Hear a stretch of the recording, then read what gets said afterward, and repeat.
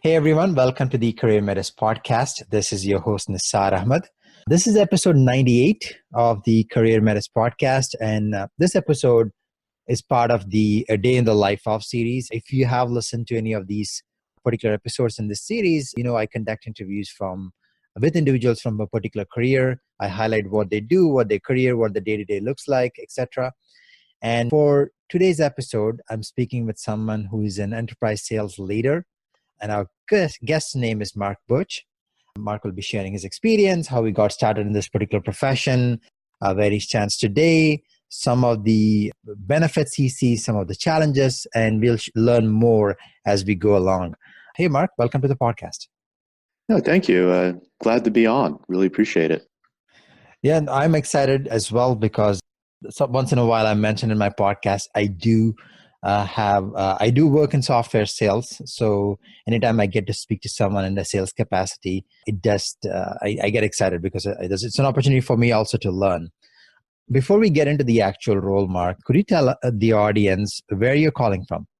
I'm calling from New York City, where I work at Stack Overflow and run the Enterprise Sales Forum.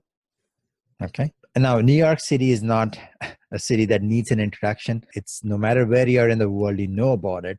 But I'm going to ask you something here. For some of us many of us who have not been to New York, or even myself, I've been to New York 4 times. But what would you say is a fun fact that you wanted to share about New York that, most people would not know about? A fun fact about New York. As one of the longest subway systems in the world. I love subways. I've traveled on them since a small boy and have experienced many subways around the world. And it's one of the most impressively complex things here in New York City, just from a logistics and engineering standpoint. Yeah, I do agree. I'm based in Toronto, and our subway system is very simple. We have 4 lines and it connects the city. But New York, it's complex. But the most impressive thing is it connects you to all the different boroughs. And when I met people in New York, they work in Manhattan, but they come from Brooklyn. It's a 45-minute subway drive, the subway ride. So it's very impressive what they have done, how they have planned it many years ahead of time. Yes, it's. I think what's even most impressive is that a lot of this building happened earlier in the century, in the 20th century, when the first lines were starting to be developed. So a lot of what you see as the existing system as it is today was actually created, about 80 years ago. So Mark, before we get into the actual role and how your story, for those who are not familiar what the role is, can you describe what an enterprise sales leader does? On a very high level, what the role is? Well, obviously it's selling. So that is the core aspect of what you would do. But from the perspective of leading an enterprise sales team, most of what you're doing is you're investing in the folks that are around you on the team to be successful, selling into larger companies, selling very complex solutions that take a very long time to come together because of the complexity, the number of people involved in companies that you need to speak with to develop the solution, to develop the consensus inside the organization that it's a problem worth solving, and ultimately bring these customers on board. Uh-huh. Yeah, thanks for explaining that. So the key there is it's long, complex sales cycle, which is totally different from any other sales because, when you think about sales, it could be anything, right? It could be selling on the phone. It could be car sales. It could be selling online. But enterprise sales is unique in that way because it deals with specific clients and the sales cycle is longer and it's complex. Exactly. I'm curious to hear your story, how you got started and how you got to where you are today. Yeah, sure. So I started out working on the floor of the commodities exchange in New York City.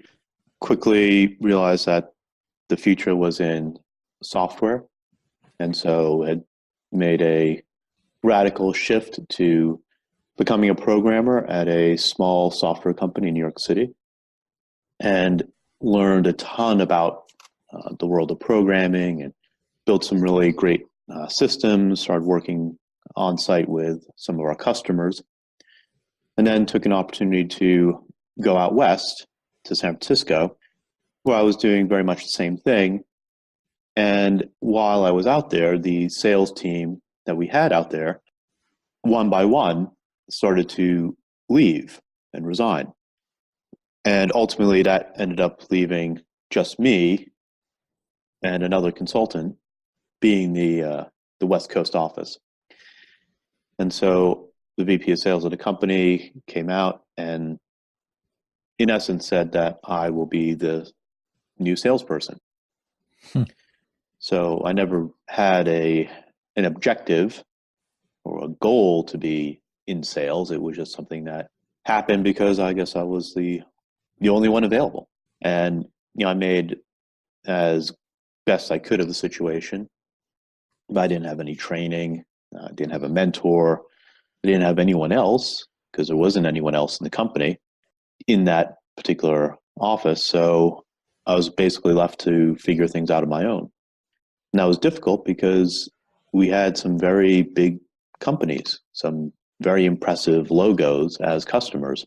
And so I'd have these meetings with senior level engineering and IT executives at places like Boeing and Genentech and HP and Intel. So it was really intimidating for someone who was still in his early 20s. I recognized I needed to be in an environment where I could really excel as a sales professional and really learn the craft. So eventually I found my way over to Siebel Systems, which was one of the leaders of this thing called CRM that every salesperson around the world should be rather familiar with, and really flourished at Siebel. It was an incredible experience, learned a ton about the craft of sales. And eventually I went to a bunch of other companies, including Oracle. And then around 2008, I realized I didn't really want to be in big companies anymore. It wasn't exciting. I didn't feel like I was growing professionally. I was certainly making a lot of money, but I wanted to improve. I wanted to be able to do new things. I wanted to innovate. And so I dove right into the startup universe, had a startup in the HR analytics space. Given that time in the world, it wasn't probably the best environment to start something from scratch, particularly in the HR technology space, as the world economy was pretty much in tatters. Many companies weren't buying large enterprise software packages for $1 million. And so wound that down and dove into helping out early stage startup companies in New York City as an investor, as an advisor, and became really ingrained in the New York technology startup community. And eventually I started this thing called the Enterprise Sales Forum because there's a lot of these questions I would receive from startup founders about how to sell. Very basic questions, and it was the same set of questions from person to person. So I figured it'd be better if I could just get everyone together in a room and we could learn together. And so that was 2014. In the summer, it took a life of its own. It became very well known and successful. A lot of people in New York City really loved the format and the style. They loved the fact that it was just for salespeople, that we were really having great conversations, digging into topics in sales. And then eventually people in other cities asked to have a chapter in their community. So we started these chapters across the US, eventually in London, out in Asia, Australia, Canada. And we continue to explore and open up new chapters on a regular basis. So that was exciting. A couple of years later, I was helping out a company called Stack Overflow figure out how to develop an enterprise business. Anyone who's a developer who listens to this podcast will be familiar with Stack Overflow as a community and Q&A site for anyone who's a developer. And they wanted to develop this new business line. Long story short, I came on board as their first sales professional. And the past 18 months have been not only growing out sales, but also growing out the team. That's an impressive story, Mark, because you have what I call a non-linear career path. And it's a common theme in the interviews I've done. Started off as a developer and you were sort of thrown into the sales role. And you've taken that challenge, grown yourself. Now you're helping others as well with the enterprise sales forum. So that's very impressive. I wanted to get into knowing more about the role. So in your current role today as an enterprise sales leader at Stack Overflow, what does the day-to-day look like? Because we're still a young team, the most important thing is revenue. So we are all selling, whether you're an SDR, an account executive. The key is going out there and letting senior IT executives know that we have this solution for helping to bring knowledge and collaboration into developer and engineering teams. And we're not necessarily a marketing oriented company. So it really depends upon each one of us as individual sellers to introduce ourselves, introduce the concept, educate our customers as to what the importance of such a solution is for their organizations and how it improves the productivity of their developer teams. And at the same time, for myself, though a significant portion of my time is spent on prospecting and working on existing sales opportunities, I also spent quite a bit of my time coaching and helping the other folks on the team to understand questions that come up, to coach them on certain aspects of things that come up in their sales and their conversations, and also providing some of the infrastructure so that as we grow as a sales team, we can scale the team, we can bring people on faster. And so a lot of that revolves around just making sure our processes make it easy for people to sell, not adding too much administrative overhead, that our sales professionals have the type of content and support that they need to be successful, and the documentation of things that would help salespeople on the team to understand who are the ideal customers, who are the ideal personas within these accounts, how to manage some of these cycles, how to deal with some of the roadblocks and objections that come up. So I'd say right now, given our state, about 20% is all of that stuff I mentioned, and 80% is active selling. Okay. So you described a variety of roles. Of all the things that you do, in your case, what are some of the things that you enjoy? Let's say the top 2 to 3 things that you enjoy about the things you just mentioned. I think this carries through from my work with Enterprise Sales Forum. It's helping others to succeed. So I really enjoy being able to spend the time to coach others. And I think that's a thing that's just lacking. I think overall on many sales teams is just spending the time to coach, to listen to some of the things that the people on your team are facing, to help talk through those situations. That's how we get better. So I'd say that easily number one is my favorite thing to do. But I also I love the selling. I love being able to reach out to senior executives, to understand some of the challenges that they're facing, to hear from them what they see as the opportunities, and to collaborate with them, to help them understand or see that there's different ways of doing things. I truly feel that the key role that a sales professional plays in the role of a sale is to be that change agent, to present new and different ideas that can help benefit the businesses that they speak with. And on the flip side, are there any things that you do not enjoy? Or in other words, do you find them like you look at them as a challenge? I don't know if there's really anything that I see as a challenge. I mean, there's with every type of role, there's things that are not necessarily all that enjoyable. And Right. I think a lot of it comes down to the administrative things, which is a drag on productivity and clearly is not a lot of fun. Sit there and enter in data into things like CRM systems or order systems, but those things are necessary.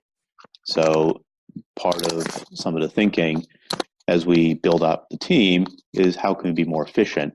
So we're spending less time on all of the administrative overhead and more of our time in selling, learning, improving our craft.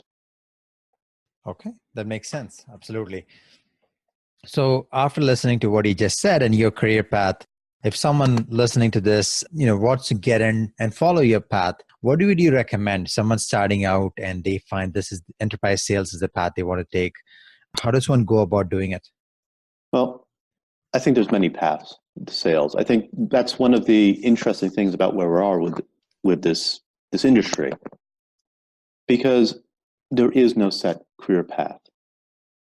Unlike becoming a doctor or a lawyer or an engineer, where there are certain degrees and certifications and continuing education and different disciplines, in sales, it's not that disciplined. I think over time, that may change. But if someone is contemplating this idea of, I want to be a sales professional, I want to sell those big deals. And before you sell the big deals, you got to be able to sell the smaller deals. You got to be able to build up your confidence and your skill set. You got to build up your business acumen. And that stuff takes time. So to get to the level of managing these big complex sales opportunities and working with large companies, you really got to hone in and practice the key skills that will get you to that level. A good example is the ability to prospect.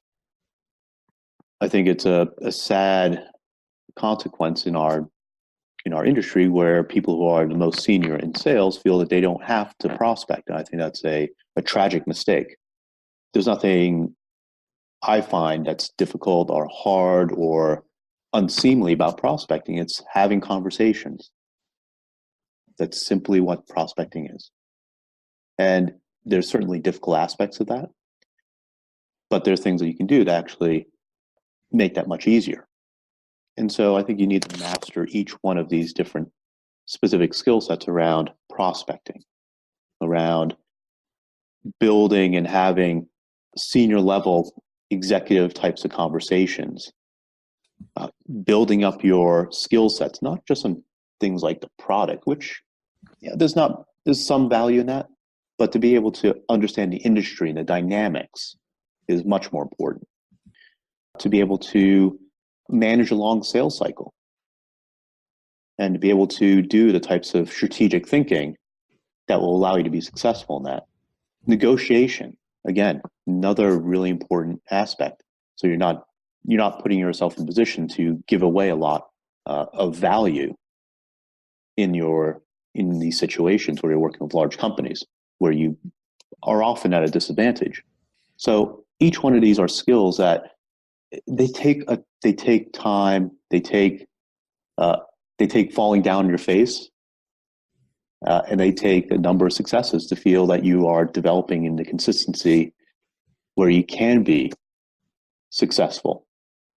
And you can use that knowledge and to continue to have those feedback loops where you're learning and building upon what you've learned, but always keeping at the same time a view towards improving, developing yourself, challenging yourself. And so I think it's the things that you do to build yourself up into becoming an enterprise sales professional, as well as the mindset to keep yourself fresh and to keep yourself top of the game. From a tactical standpoint, you got to be able to work in companies where you are going to be successful. So you're not going to be successful if you think that the product you're selling is terrible. So you really got to vet the types of opportunities that you're exploring and not just take a job because of the pay or because it seems like a cool company. Because sales is a long slog. It can be difficult to gain traction. There'll be many months where you'll scratch your head and say, God, what's going on? Am I terrible at this? It's much like entrepreneurship. Yeah, it can be really challenging for long periods of time. So you really got to enjoy what you're selling, enjoy the people around you that you're selling with, and enjoy the culture of the organization that you're a part of. So be really careful in how you vet these opportunities. The other thing I'd say is you got to have a good number of companies and tenures at those companies. So I see a lot of resumes where there's people who've gone from job to job to job, and I understand the type of environment it is. But at the same time, having tenure in a company, and I'm not saying stay at a company for 10 years, but if you can stay at a company for 3 years and show that you've been able to develop yourself and advance in a company, and you've done that a few times, then you're showing a maturity level. You're showing a level of consistency and focus. And it says to someone who's looking at the other end saying, can this person be a successful sales professional and sell at an enterprise level, that they have accomplished something, that they have longevity, that they have persistence, and that they have the tenacity and the constitution to succeed in a role where a sale could take anywhere from 12 to 18 months or even longer. Wow, thanks for being candid. There's a lot of things you said, which are important skills to be in sales, and you also you also made it very clear. These are those are the things I want to hear, and I want my guests to share in this interview. It's not always the best things you want to see in a profession, but there are all challenges. And thanks for being candid about that. Yeah, no, absolutely. And I think it's important for people to know because, someone might look at something and says, this sounds lucrative. I want to get into sales, but they have not thought about the struggle and the hustle and the grind, which makes the really successful people successful. Then that's when they start getting discouraged. They look for another company or they leave sales altogether. Right? Yeah, that's actually a really good point. Just to dwell on that for a second. Sure. I think a lot of people do get discouraged in sales. And anyone who's listening to this podcast, I want to implore upon you that oftentimes the reason you're discouraged in sales is because you're in the wrong environment to be successful. It's not about you. You need to be in an environment where a company and a team and your manager is going to invest in your success. And I think a very sad testament in the world of sales and the sales industry is that many people who are in a role where they need to be coaching and mentoring and developing their talent often are not in a position to do any of those things. The people that usually advance in sales management and leadership are often very good sellers, the best sellers, very talented individuals who've often consistently have gone and exceeded their quota. That's great.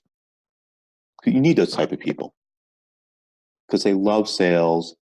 They're excellent at it. There's a knack that they have, but also a refinement of the craft. But the skills that you need to be a great sales professional are not the same skills that are going to make you successful as a manager whose sole job is to ensure that the professionals under them on their team can be as successful as possible selling and bringing in revenue for the company. They're very different skill sets. And so the folks that feel that they're struggling in sales, there's no need to struggle. You probably have the skills required to be successful. You just need to be in an environment that is going to help you to refine those skills, to give you the time to practice, to be accepting of the fact that you're going to fall flat on your face a bunch of times. You will fail, and that is okay, because you need to have those learning experiences so you can improve. So anyone who's struggling, don't put all the blame on yourself. Really, truly look at the situation and see, do I have passion for the stuff that I'm selling? Do I feel that I have a manager that's supportive and wants me to learn and grow in my career? Do I feel that I'm in a company that is investing in the sales organization and has a positive sales culture? And lastly, really dig deep and say, what do I want in my career?